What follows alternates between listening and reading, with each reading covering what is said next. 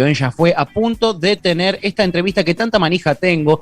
Cuando era productor de ciertos programas, lo buscaba cada 2 por 3 a Ricardo, demostrándole a los conductores de aquellos programas lo fan que yo era de este periodista y que soy, ¿no? Y de este escritor. Hoy tengo la suerte como conductor de poder hacerle una entrevista yo y no conseguirla para que la haga otro, porque hay temas muy importantes para tocar, que son la especialidad de él. Sí, ya lo hemos presentado, se los hemos anticipado, estamos por hablar nada más y nada menos que con Ricardo el Patán Raggendorfer, periodista y escritor. ¿Cómo estás, Patán? ¿Todo bien? Bien, un gusto estar hablando con vos. Un placer. Hola. Un placer. Ahí estamos todos, ahí estamos todos. Hola, ¿cómo te va? Patán, tenemos muchísimos temas para hablar, ¿no? Vos has escrito un libro sobre Patricia Bullrich muy interesante que siempre recomendamos, pero quiero empezar por otro tema de la actualidad relacionada a lo judicial, al espionaje y etcétera, que es, la actualidad del señor Fabián Pepín Rodríguez Simón. Hoy nos enteramos, ayer en verdad, que la justicia uruguaya está tramitando el pedido de extradición de Pepín, pero me gustaría que nos cuentes vos, ¿quién es Pepín Rodríguez Simón?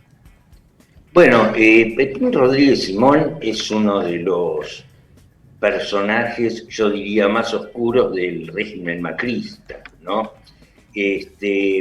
Tuvo ciertos relampagueos de notoriedad muy breves durante la época en que Macri era jefe del gobierno de la ciudad, dado que él dirigía la UCEP.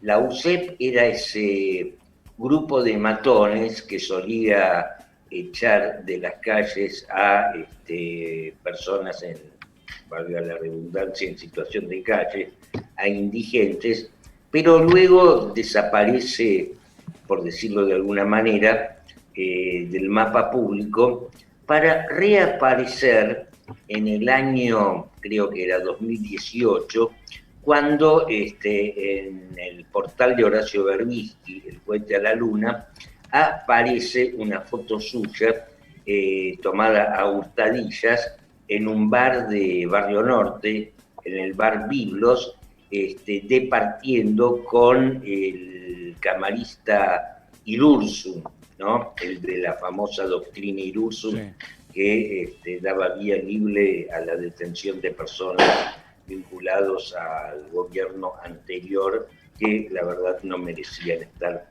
detenidos.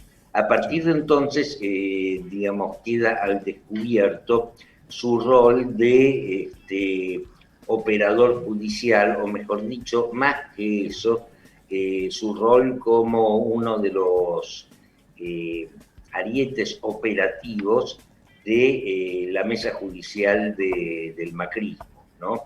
Junto sí, con José Torrielo, junto con el ex ministro Garabano, junto con el ex ministro de Coordinación Quintana, junto con el secretario legal y técnico Clousellas, etcétera, sí, etcétera, etcétera, ¿no? Es una especie de Rasputín del régimen macrista. Me gustó esa definición. Gran definición. Gran definición. ¿Y qué significa, Ricardo, operar en tribunales? ¿Qué roles específicos nos podés poner como ejemplo de lo que hacía Pepín? A ver. Mira, su función como tal no es novedosa, ni siquiera sí, en este país, ni siquiera fuera de este país es novedoso. Desde que existe el Poder Judicial, desde que existe la República, existen los operadores judiciales. Y los operadores judiciales son, por decirlo de alguna manera, el nexo entre los poderes ejecutivos de turno y el Poder Judicial y los jueces, entre los presidentes y los ministros y los jueces. Solo que durante el gobierno de Macri, esa función, a la que sumamos la mesa judicial como contexto, adquiere una nueva significancia, puesto que la mesa judicial del macrismo, donde, anidaban todos estos operadores judiciales, tenía el objetivo de llevar adelante lo que se dio en llamar la guerra judicial, o sea, la lawfare, que es una serie de acciones coordinadas entre cierto sector del Poder Judicial, entre cierto sector de los servicios de inteligencia y entre cierto sector de la prensa, más específicamente la prensa hegemónica, ¿no? Claro. Con el objeto de cambiar jueces a su antojo, reemplazar los que no eran funcionales por tipos que sí les eran funcionales, además de llevar adelante todo tipo de presiones contra todo tipo de ciudadanos y todo tipo de organizaciones, con el fin de perseguir y o extorsionar a dirigentes opositores, con el fin de perseguir y o extorsionar a exfuncionarios del gobierno kirchnerista y también a empresarios rivales. Ok. No era moco de pavo el rol que tenía, a pesar de figurar como, era diputado del Parlasur, por ejemplo. ¿No? Era diputado del Parlasur y tenía un carguito gerencial en YPF. No obstante, tenía un escritorio que compartía con el jefe de asesores presidenciales, José Torielo, que quedaba exactamente a 16 metros del despacho presidencial, ¿no? Claro, ahí nomás. Ahí nomás. Lo tenía a mano. Nomás. Lo tenía a mano, lo tenía a tiro de... Sí, exactamente, y además, digamos, el tipo está sindicado como uno de los jefes de la mesa judicial, o sea, no era un integrante más, ¿no? Era uno de los jefes y, si te fijas vos, estuvo metido en todos los casos escandalosos, en todos los casos más alevosos que constituyeron la historia del gobierno macrista en relación con la justicia, como por ejemplo las presiones para que la entonces procuradora Alejandra Gils Calvo renuncie, o sea, le arman una causa para presionarla. De su boca salió la siguiente frase dicha a un fiscal que intercedía en ese momento por la procuradora: si me traes la renuncia, la persecución se extingue, si no vamos a agarrárnosla no solo con ella, sino también con sus hijos, con sus hijas primero y con ella después, las vamos a meter presas, ¿no? O sea, digamos, era un tipo bastante desagradable, ¿no? Bastante desagradable. Es más, se llegó a publicar la información sobre las hijas de Alejandra Gils Carbó, si no me equivoco. Exactamente. Cuando eso sucede, cuando arrecian las versiones, sale una editorial en el diario Clarín, firmado por uno de sus editores, Ricardo Roa, donde hasta ponen el número de teléfono de una de las hijas. A partir de ese momento, digamos, hubo una andanada de amenazas contra ellas, etcétera, razón por la cual esta pobre mujer tuvo que renunciar, ¿no? Total. Pero, digamos, esta es la catadura del tipo. Ricardo. Sí. Perdón, Macri salió a decir algo específico, a negar, a contar algo sobre el vínculo sobre todo lo que se le adjudica de algún modo a su gobierno al respecto de esta situación, ¿o mantiene el silencio? No, o sea, Macri, el tema es que Macri, digamos, a ver, vamos a explicar. Dale. Judicialmente, la causa que está a centímetros de llevar a Rodríguez Simón a la cárcel es la causa por los aprietes y los hostigamientos que sufrieron los propietarios del grupo Indaló, o sea, Cristóbal López y Fabián de Sousa, ¿no? Sí. En ese sentido,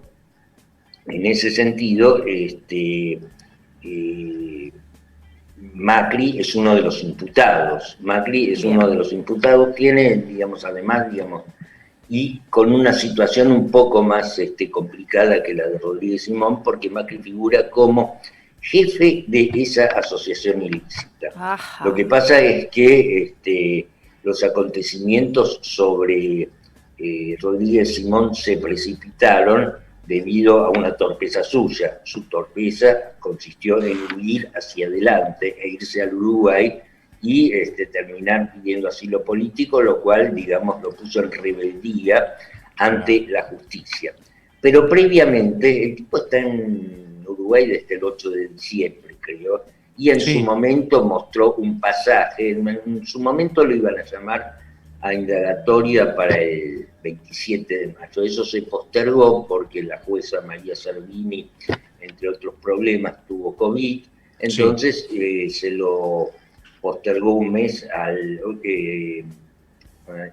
se lo postergó al 27 de junio, ¿no? Sí. Pero, digamos, originalmente, en abril, Pepín Rodríguez Simón mostró un pasaje que iba a regresar pocos días antes de mayo, ¿no? Bien. Pero, digamos, no lo hizo y ya, cuando se fijó la nueva fecha, ahí pidió el asilo. Ahí pidió el asilo, razón por la cual quedó en rebeldía ante la justicia, razón por la cual se empezó a tramitar su pedido de detención nacional e internacional. En ese momento Macri dijo, bueno, yo no estoy de acuerdo con lo que hizo, pero lo comprendo, eso fue lo único que dijo. Pero en relación a la causa en sí, Macri no es que haya hablado, sino que se puso muy, pero muy nervioso cuando la jueza decidió cruzar sus teléfonos, sus llamadas telefónicas de esa época, al igual que hizo con el número telefónico de Pepín Rodríguez Simón. Y ahí saltan, digamos, ambas pericias fueron absolutamente lapidarias porque saltan conversaciones telefónicas muy sospechosas en el momento en que sucedían todas las cosas que se les acusa, ¿no? Bien. O sea, todo el historial de aprietes a Cristóbal López y Fabián de Sousa, a los empresarios del Grupo Intaló, están, por decirlo de alguna manera, decoradas con llamadas telefónicas a personas que intervinieron en el vía crucis de estos dos empresarios. Un montón. ¿No? Tremendo. O sea, Macri con eso se puso muy, muy nervioso. Sí. Bueno, en ese momento, si no me equivoco, Patán sonaba, o incluso fue anunciado, si no me equivoco, como comprador de la señal C5N, un ex alumno del Newman, ¿no? El mismo colegio al que fue Mauricio Macri, ¿no? Un tal Rosner, sí. También fue señalado otro tipo que, digamos, está imputado en esta misma causa, un empresario y corredor del turismo de carretera mendocino, Orly Terranova, sí, quien hasta fue, digamos, en su momento, se paseó por el canal presentándose como el nuevo propietario, sí. ¿No? O sea, esto comienza, el primer signo de esta historia fue en octubre del 2015, días antes de la segunda vuelta, cuando Macri ya estaba convencido de que iba a ganar las elecciones, lo cita a Cristóbal López en el domicilio de su papá, el finado Franco, y le dice que necesitaba, que pensaba hacer políticamente con sus medios. Y el tipo le dice, nada, ¿qué querés que haga? No, porque, digamos, los necesito. ¿Para qué los necesitas? Para meter preso a Cristina. Te estoy repitiendo un diálogo textual. Y Cristóbal le dice, mira, yo no soy amigo de Cristina, pero tampoco tengo nada contra ella, y además estoy de acuerdo con su proyecto político, ¿no? Entonces la cosa queda ahí. Sí. El siguiente paso, digamos, ahí interviene, el siguiente paso corre por cuenta de Pepín, quien lo llama a Rodríguez Simón para decirle, la guerra ha empezado, sálvese quien pueda. Y a partir de ahí comienzan toda una serie de presiones que son fundamentalmente presiones impositivas. Sí. Les exigen, digamos, un pago no del todo legal de impuesto a las ganancias, con una retroactividad de 5 años. Le empiezan a hacer un operativo tipo pinzas, los empiezan a atacar por todos lados, Sí. y esta gente finalmente va presa. No solamente, digamos, querían que C5N fuese funcional al proyecto macrista desde el punto de Claro. vista periodístico, sino querían despojarlo de las empresas, o sea, querían despojarlo de C5N, de Sí. Radio 10, de Oil Combustibles, que es una empresa petrolera. O Sí. sea, digamos, querían hacer, digamos, un despojo, querían hacer lo más parecido a lo que la dictadura hacía con los empresarios que no le respondían del todo, despojarlos de sus bienes. Mirá, la verdad es que es una historia que tiene tanta profundidad, que tiene tantos ribetes distintos, ¿no? Recién mencionabas a la dictadura, ¿no? Y ese paralelismo. ¿Vos sentís que representan el macrismo, esos mismos sectores, esa misma gente a la que hacías referencia recién? Sí, yo pienso que el macrismo y fundamentalmente su proyecto económico fue, digamos, la continuidad de la política de Martínez de Hoz, en el marco de un Estado de Derecho, yo diría, de baja intensidad, ¿no? Sí. Pero, digamos, lo cierto es que la mesa judicial era, digamos, una especie de buró político del Estado secreto, de un Estado secreto. Sí. O sea, por un lado, digamos, estaba el Estado, llamémoslo diurno, Sí. que salía por televisión, que filmaba leyes, etcétera, etcétera, etcétera, y por otra parte había un Estado clandestino que hacía este tipo de cosas, ¿no? Y en ese sentido, fíjate vos cómo se va armando todo, porque en el año 2019, a principios del 2019, el juez Juan Ramos Padilla Sí. mete preso al espía polimorfo Marcelo D'Alessio Sí. por apretar y extorsionar a toda una serie de empresarios y dirigentes políticos, Ujú. en complicidad con algunos agentes de la CIDE y en complicidad, en ese caso también quedó pegadísimo como un mosquito, un radiador, columnista de Clarín Santoro, ¿no? Santoro. Sí. Santoro. Eso fue tal vez la primera pieza de un rompecabezas detrás del cual, digamos, había algo más grande. Sí. Y la segunda pieza fue al año siguiente, o sea, también a principios del 2020 en este caso, cuando queda el descubierto en la estructura de espionaje que había en la Agencia Federal de Inteligencia, que reportaba directamente a Gustavo Arribas y a Silvia Magdalani, el llamado grupo Super Mario Bros, dirigido por el tal Alan Ruiz, que fisgoneaba a la presidenta del Instituto Patria, que le había puesto una bomba a un alto funcionario del Ministerio de Defensa que no comulgaba del todo con ellos, etcétera, etcétera, etcétera. O sea, me estoy refiriendo a las causas que en su momento investigó en Loma de Zamora el juez Villena y el juez Auge, ¿no? Sí. Ambos hechos, la banda de D'Alessio y la banda de los Super Mario Bros, no eran hechos aislados, sino eran parte de un rompecabezas que desembocaba en la mesa judicial.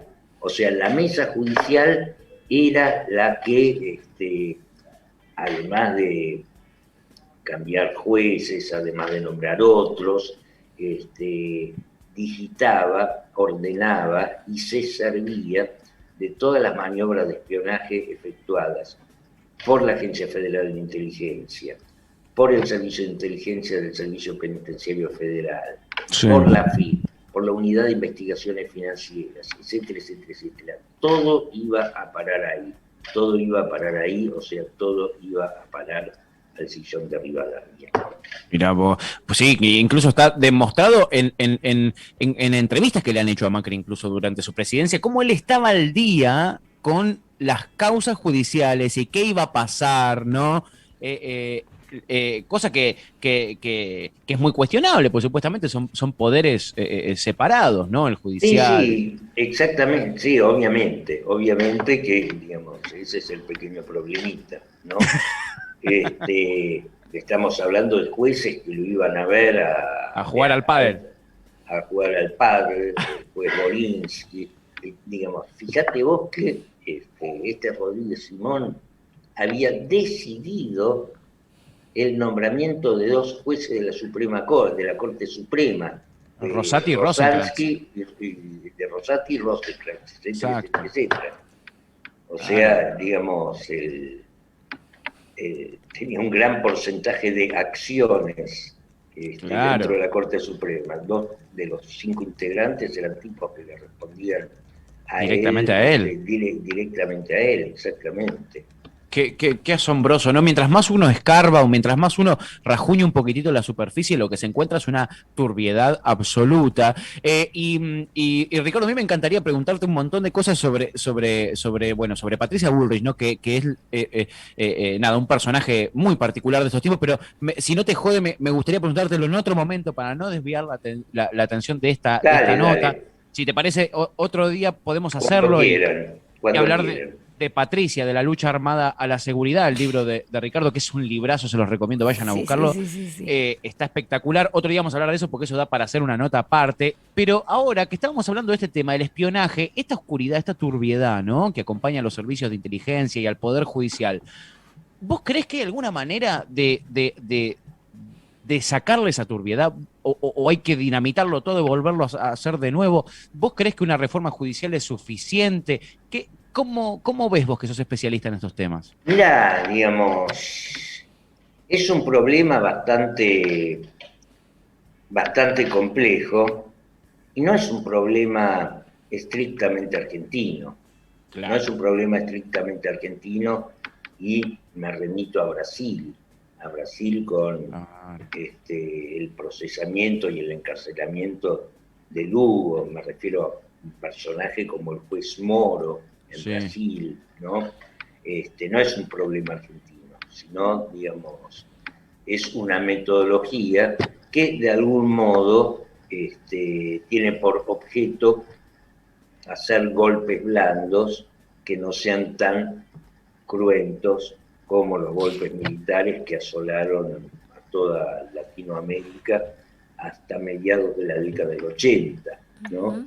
Claro. Pero, digamos, estas trapisondas judiciales, esto de armar causas, esto de manipular la justicia, tampoco es una cosa de este tiempo exclusivamente, puesto que si nos remontamos a fines del siglo XIX, tenemos el famoso caso Dreyfus.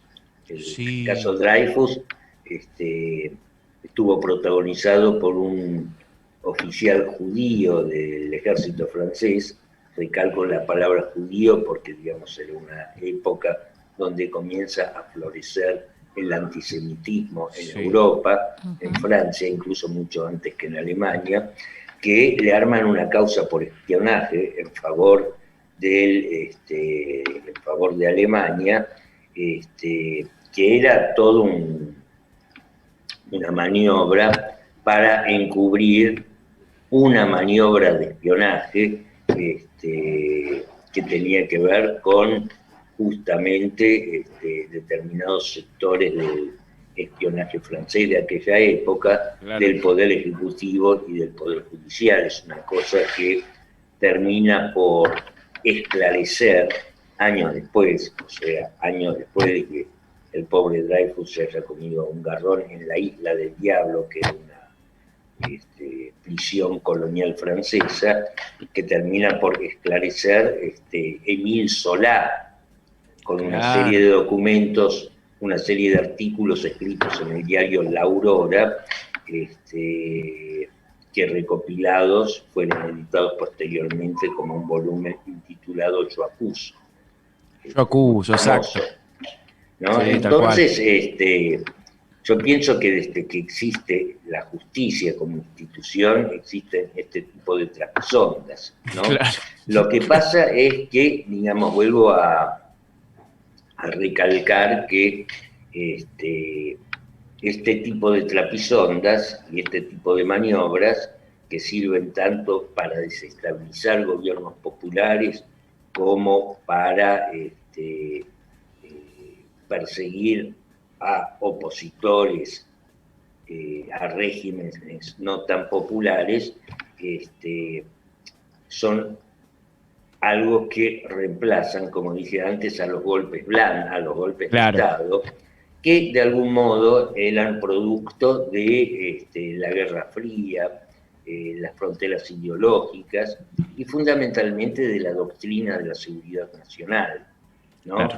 Claro. Y al acabarse la Guerra Fría también se acaba la doctrina de la seguridad nacional. Entonces, desde el Pentágono se inventa una nueva doctrina que se llama la doctrina de las nuevas amenazas, entre las cuales se reemplaza la amenaza del comunismo, que ya no existía más, por la amenaza de otros tipos de terrorismo, la amenaza de las organizaciones narco. Hasta dentro de la doctrina de las nuevas amenazas están contemplados los desastres climatológicos, no es un chiste mío, ¿no? En consecuencia, digamos, bueno, ese es el mundo que vivimos y desde luego que hace falta de una manera, yo diría, imperiosa, una reforma judicial, una reforma de los servicios de inteligencia, una reforma urgente de la República, ¿no? Porque digamos, la República como institución, como se ha visto, no vive su mejor momento. No, efectivamente, gran conclusión de Ricardo El Patán Ragendorfer. Él es periodista, lo pueden leer en un montón de medios, pero sobre todo en tiempo argentino. Pueden comprar sus libros. Yo les recomiendo muchísimo el libro por el cual lo vamos a estar entrevistando dentro de poco. Ya aprovecho y lo comprometo al aire al Patán, que es Patricia de la lucha armada a la seguridad. Es un librazo, chiquis. Yo se les recomiendo que lo consigan. Y lo pueden seguir también a Ricardo como @Ragendorfer en, por ejemplo, Twitter, donde también comparte los contenidos que generan. Patán, te agradecemos muchísimo por tu tiempo, por explicarnos esto como amateurs que somos, para que comprendamos un poquito más, para que comprenda nuestra audiencia todos estos temas. Y nada, te comprometemos para dentro de poquito hablar específicamente sobre Patricia Bullrich, que merece una entrevista aparte. Total. Dale, será un gusto hablar con ustedes y les mando un gran abrazo. Muchísimas gracias. Abrazo enorme, Patán. Muy amable. No, por favor. El lujazo que nos dimos en esta mañana, en este mediodía, de hablar con Ricardo El Patán Ragendorfer sobre estos temas que tan presentes están en este momento en la actualidad argentina.